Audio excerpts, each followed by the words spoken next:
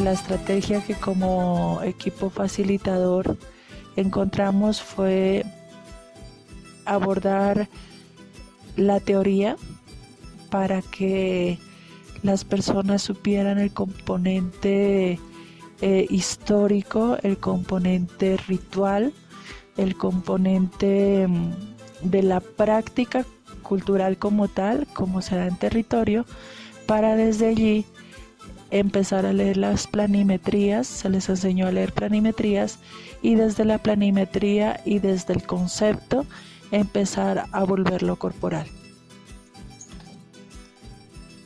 No te escuché bien. Yo lo voy a decir más durito. Bueno, las mojigangas. En su origen. Ay, perdón. Las mojigangas. En su origen representada con máscaras y disfraces típicos en las fiestas públicas de raíz carnavalesca. Consistía. Entonces fue muy bonito el proceso en el sentido de que los participantes y las participantes asumen ese reto con nosotros y nos acompañamos mutuamente en un proceso de construcción mutua. Entonces, cada clase tuvo 3 partes específicas, que fueron una, trabajar el cuerpo y la corporalidad para entrar en calor, confianza, cómo soltarse un poco, estirarse. Luego una parte teórica en la que se hablaba de todo lo que se iba a abordar históricamente, o en cuestión de la danza, o en cuestión del vestuario, o en cuestión de los símbolos, elementos y alimentación o música, para luego adentrarse en la parte específica de la coreografía, donde se les enseñaba a leer la planimetría, luego se les mostraba físicamente cómo sería y ellos hacían sus prácticas desde sus lugares y a través de la pantalla. Entonces, una de las familias que tenía 4 personas nos ayuda muchísimo en el proceso, pues ellos a través de la guía virtual podían poner en práctica las figuras como se dan realmente en la danza tradicional de las mojigangas. Giselle, ¿me escuchas, Giselle? Sí, señora. Recuerda que tú vas levantando la cinta la primera vez, pero lo haces sola. Luego te pasas por debajo de Valentina y luego por encima de Janet. Solo hasta allí lo vamos a hacer. ¿Listo? Hasta que lleguen al puesto. A la 1, ya cada una sabe por dónde va primero. A la 1, a las 2 y a las 3. Un paso. Dos pasos. ¿Yo para dónde, para allá? 3 pasos. Y el cuarto ya están en el puesto. Se nos quedó Janet. Otra vez. Yo lo hice bien, estoy real. Tienen que hacerlo. Recuerda, Janet, que el primera avanzada tú vas por debajo, pero vas con un fantasma. Ahí no hay ninguna danzante. Y la segunda vez pasas de una por encima de Nancy. ¿Listo? A la 1, a las 2 y a las 3. Un paso. 2. Y acá, profe, yo solo era uno. Por eso No, está bien. Sí, cierto que yo quedaría donde Nancy, profe. ¿De francés? Hacían sus prácticas con lo que tuvieran. Usaban ositos, usaban la escoba, usaban la pañoleta o el palo. Lo importante es que ellos se imaginaban a las otras personas y trabajaban el movimiento y el desplazamiento en el escenario. Entonces, de esa manera es como se construyó y finalmente ellos también, además de lo que hacían y las prácticas que hacían en clase, cómo se explicaban y se corregían o se apoyaban y se aportaban. Ellos además hacían una retroalimentación desde casa con trabajos ya solos o solas o con su equipo familiar o su entorno social más cercano, de cómo entendieron realmente las figuras y las ponían nuevamente en práctica realizando videos que nos enviaban.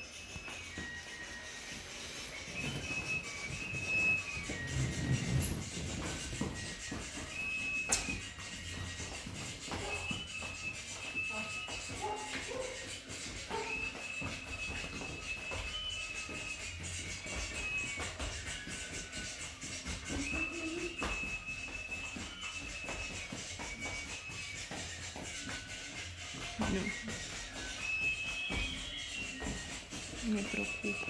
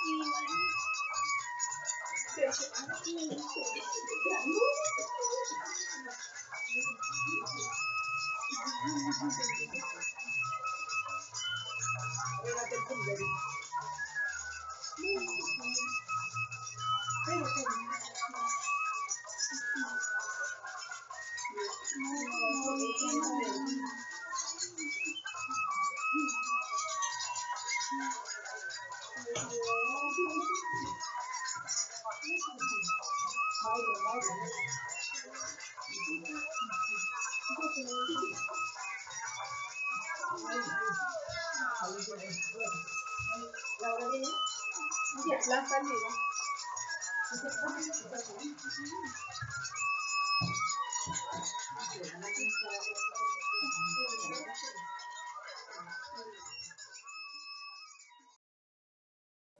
Lo que tuvo también, o sea, la característica a la que nos obligó la virtualidad es que uno integró a la familia, dos, les enseñó a irse un poco más allá de lo cotidiano porque desarrollaron pues sus capacidades creativas, personas que nunca habían bailado también se acercaron y estuvimos en este proceso no con danzantes. De todas las personas solo uno, bueno, dos tenían experiencia en danza y el resto eran personas que nunca habían bailado y que tuvieron su primera experiencia en esta ocasión y que aprendieron la tradición con esa inocencia del no haberlo abordado nunca antes y de no haber bailado nunca antes. Entonces fue como una arcilla, o sea, sus cuerpos se convirtieron como en una arcilla y cada vez que enviaban sus videos personales o grupales hechos en casa, nos sorprendieron día a día con todas sus apuestas, unas más creativas que otras, unas más alineadas en la tradición que otras, pero que eran muy bonitas y que fueron siempre más allá de lo que se les solicitó. Otra característica especial que se dio en medio del proceso fue también que todos se volvieron multiplicadores, porque el hecho de trabajar una danza tan dual les implicó a la mayoría buscar gente en su entorno, sea familia, sea amigos, primos, hermanos, círculo cercano. Y finalmente la apuesta ya de creativa, la que iba para concurso, tuvo todo a la vez, o sea, ellos tenían un fuerte componente teórico, ellos entendían supremamente claro la tradición original, cómo se da, pero ellos a la vez, el tips que se les dio es que podían ser tan creativos como fueran en medio de esos momentos tradicionales, de esas figuras tradicionales y elementos tradicionales. Porque la situación nos obligaba a ello, ¿sí? La situación nos obligaba a buscar maneras, no solo gente que nos acompañe en la danza y que ellos se convirtieran en segundos maestros y multiplicadores para lograrlo, sino también estrategias creativas para poder realizarlo. Entonces bailaron hasta con la escoba, vistieron la escoba. Y otra cosa bonita que logramos detectar de este proceso es que la danza tradicional está hecha por hombres, que parte de ellos se visten de mujeres. Pero curiosamente en esta realidad y en la comunidad de los Pastos en Ciudad, lo que encontramos es un fuerte componente de mujeres que asumen el rol de la recuperación de la danza tradicional. Entonces, en este caso fue al revés, la mayoría eran mujeres y algunas de ellas se vestían de hombres. Entonces fue muy interesante encontrar eso, esa otra forma de abordar la tradición y de empezar a resignificarla y a introducirla como parte de las prácticas culturales.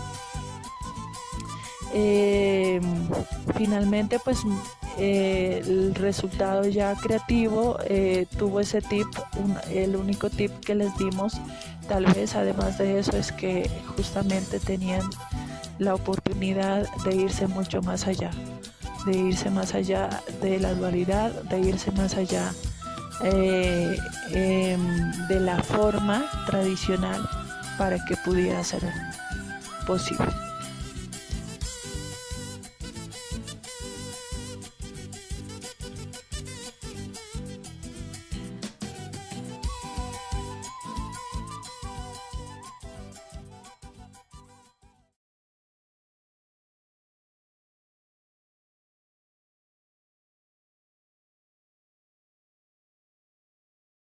La cultura es de todos. Ministerio de Cultura.